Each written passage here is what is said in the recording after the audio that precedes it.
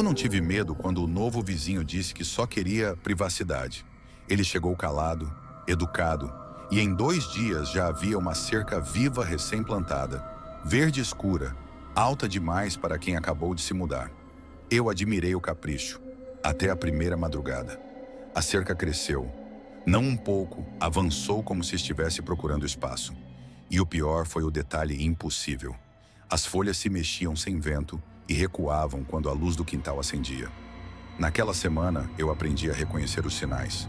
Mas primeiro, como tudo começou aqui mesmo? Eu moro numa rua curta, dessas em que todo mundo reconhece o barulho do portão do outro. De manhã, o caminhão do gás canta ao longe, um cachorro responde, alguém fecha a garagem com pressa. Eu trabalho em casa e acabei aprendendo a rotina do bairro pelo som. Janela abrindo, moto ligando, passos na calçada, o poste da esquina piscando antes de escurecer. Nada aqui era misterioso, era só repetição. Por isso, quando a casa ao lado foi alugada, eu notei o previsível. Marteladas, tinta fresca, caixas entrando pelo corredor, um carro parado por tempo demais. Eu ouvi 2 vezes. Um homem magro, sorriso discreto, olhar cansado. Falava baixo, como se não quisesse acordar rua, e evitava o quintal quando eu estava ao lado de fora. Mas o que me prendeu foi cheiro de terra molhada, sem chuva. À noite chegava na janela. De manhã, ele alinhava mudas no muro. Em menos de uma semana, o quintal dele virou uma obra silenciosa. Não havia música nem conversa. Só ferramentas indo e voltando, e uma mangueira ligada cedo demais. Quando a cerca viva surgiu, parecia já adulta. Fileiras compactas, folhas pequenas e muito escuras, plantadas tão juntas que não deixavam frestas. Era capricho, eu pensei. Privacidade. Talvez uma espécie importada, dessas que crescem rápido com o adubo certo. O vizinho quase não aparecia, mas eu via as compras. Sacos de terra, rolos de lona, uma caixa de fertilizante com etiqueta arrancada. À tarde, ele cobria as janelas do fundo com um filme escuro e voltava para o quintal sem olhar para cima. Até que, num fim de dia, notei algo sutil. A cerca parecia mais alta no trecho, alinhado com a minha janela. Como se tivesse se ajustado para me negar o ângulo. E o ar tinha umidade, até no calor. E naquela noite, ela fez de novo. Naquela madrugada, eu acordei com um farfalhar perto, como se alguém passasse a mão nas folhas. Abri a janela esperando o vento, mas o ar estava parado, quente, e mesmo assim a cerca roçava, insistente, como um sussurro sem língua. Quando acendi a luz externa, aconteceu o que me gelou. Por um instante, o som do mundo pareceu cair. Não ouvi o motor, nem o cachorro, nem o meu passo no piso. Só depois de 1 segundo tudo voltou, mas com um peso úmido no peito. No dia seguinte, encontrei uma linha escura no chão, saindo da base da cerca até o ralo da rua. Não era terra, era seiva, grossa, quase preta, com cheiro de folha apodrecida. Lavei as mãos e o odor ficou. Passei o resto da manhã com a garganta seca e uma dor leve atrás dos olhos, como se eu tivesse respirado mofo. Ali eu entendi. Não era crescimento, era aproximação. Depois disso, comecei a notar o que antes eu chamaria de coincidência. Um gato cinza, daqueles que dormiam em qualquer calçada, sumiu por 2 dias inteiros. Voltou magro, com as patas sujas de terra escura, e nunca mais atravessou para o lado da cerca. Na semana seguinte, o cachorro da casa da esquina escapou do quintal e não apareceu mais. As pessoas comentavam baixo, tentando não dar importância. Deve ter entrado em algum terreno, deve ter sido atropelado. No grupo do bairro pipocaram mensagens e fotos tremidas, sempre do mesmo trecho do muro. Na mesma semana, acordei com arranhões paralelos no antebraço. 4 linhas finas, como cipós. Não doíam, mas ardiam quando eu passava álcool. Eu não lembrava de ter batido em nada. Naquela noite, fiquei na janela, olhando pela fresta da cortina. A luz do poste recortava a cerca em camadas e no meio das folhas havia um volume diferente, mais denso, quase humano, preso entre galhos. Por 1 segundo, pareceu um tronco curvado. Depois virou. Não como planta dobra, mas como alguém que decidiu. Eu recuei e o farfalhar parou. Foi aí que eu peguei a fita métrica. No dia seguinte, marquei no muro a altura da cerca com giz, como quem mede o próprio medo. Usei fita métrica, anotei números, tirei foto com o celular em 3 ângulos. À tarde, tudo parecia normal. Mas durante a madrugada, a cerca ultrapassou a linha branca por quase 4 centímetros. E o trecho diante da minha janela estava mais fechado, sem espaço entre folhas. Eu comecei a registrar. 23 horas, 1 hora, 3 horas. Gravei vídeos curtos, sempre do mesmo ponto. Quando fui comparar, notei um padrão inquietante.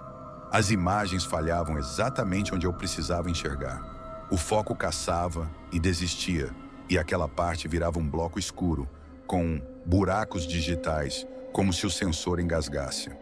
Não era pouca luz. A lanterna iluminava o resto do quintal. Só ali a claridade parecia afundar. Chamei um conhecido que entende de jardinagem. Ele encostou na terra do vizinho, cheirou a mão e disse, sem graça, isso tá úmido demais, como se o solo nunca secasse, e pediu para eu não mexer. Ao sair, ele limpou o sapato e desviou o olhar. Eu quis acreditar que, medindo e filmando, eu controlaria o assunto. Mas a cerca começou a fazer algo que métrica nenhuma explica: atravessar. Primeiro foram brotos no meu lado do quintal, perto do portão, nascendo onde eu nunca plantei nada. Arranquei um e a raiz veio longa demais, fina e fria, como se já estivesse procurando fundo. 2 dias depois, havia outro no mesmo lugar e outro encostado na parede da minha lavanderia. Na mesma época, os sonhos mudaram. Eu acordava com a sensação de ter mastigado terra, língua áspera, garganta arranhando, e via, ainda com os olhos fechados, raízes prendendo meus tornozelos. Comecei a entender uma regra: a cerca não crescia só para cima. Ela marcava território, e quem encostava, quem olhava demais, virava parte do mapa. Eu tentei falar com o vizinho. Ele me atendeu pela fresta do portão, pálido, e disse apenas, foi uma muda de proteção. Eu trouxe de um lugar antigo e ruim. Depois fechou, como quem segura algo do lado de dentro. Naquela noite, o ar ficou pesado, como se tivesse chovido só no meu quintal. Não havia vento, mas as folhas da cerca tremiam em ondas leves, um movimento contido, como um músculo sob pele. Peguei a lanterna e fui até a janela da lavanderia. A luz varreu o verde escuro e parou. No centro da cerca, entre 2 colunas de folhas, havia um vão. Não uma fresta comum. Era profundo demais, negro demais, como um corredor cavado dentro de algo vivo. A lanterna iluminava a borda, mas o fundo engolia a claridade. Então ouvi estalos ritmados, bem próximos, como passos em madeira, e um farfalhar que parecia vir do meu próprio lado, atrás de mim. Eu recuei. O silêncio voltou a pesar e por um instante senti o ar puxar, como uma inspiração lenta. Na manhã seguinte, a vizinha do outro lado da rua perguntou se eu tinha visto um menino perto do portão lateral de madrugada. Eu respondi que não. Mas eu sabia. A cerca não era muro. Era boca. Eu passei o dia inteiro fingindo normalidade, mas por dentro só existia uma decisão. Ou eu cortava aquilo, ou esperava até a boca aprender meu nome.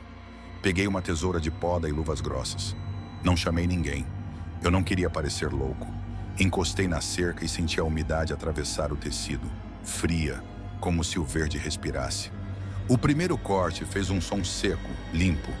No segundo, a lâmina travou. A seiva escorreu escura, quase preta, grossa demais para a planta, e o cheiro subiu como mofo quente. Eu puxei a tesoura e ela não veio. Galhos endureceram ao redor do metal, prendendo, apertando como dedos. Quando forcei, algo respondeu do chão. Uma pressão súbita, como raiz se movendo, e a terra sob meus pés cedeu um pouco, macia, viva. Apontei a lanterna. Nos troncos, nós arredondados pareciam olhos fechados, alinhados na altura do meu peito. O farfalhar veio de dentro do vão, e eu senti um puxão no ar, como se a cerca quisesse me dobrar para perto. Eu larguei a tesoura e corri para dentro, trancando a porta com as mãos tremendo. Lá fora, a luz piscou forte 2 vezes. Atrás de mim, as folhas continuaram roçando, satisfeitas. Na manhã seguinte, eu acordei cedo e a primeira coisa que fiz foi olhar pela janela. A tesoura ainda estava lá fora, caída, mas a cerca parecia intacta, como se tivesse se curado durante a noite. Fui até o portão do vizinho e bati. Nada. Bati de novo, mais forte. Nenhuma resposta, nenhum passo, nenhum latido, nenhum rádio. As janelas do fundo estavam escuras e o portão trancado por dentro. Perguntei ao rapaz da entrega se ele tinha visto o movimento. Ele disse que não via o morador desde o dia anterior. No fim da tarde, a casa ao lado já tinha aquele silêncio de lugar abandonado. Só a cerca continuava verde, úmida, perfeita. E no meu quintal, perto da lavanderia, nasceu um broto novo, exatamente onde eu tinha arrancado o anterior.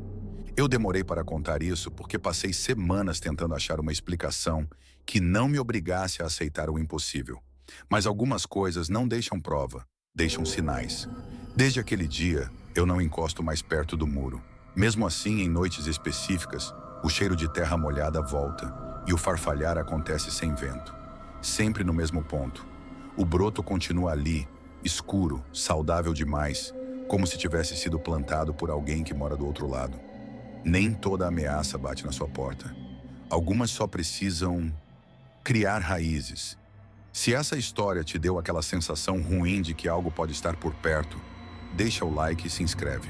Aqui, a gente não procura o sobrenatural. A gente só aprende a reconhecer quando ele já chegou.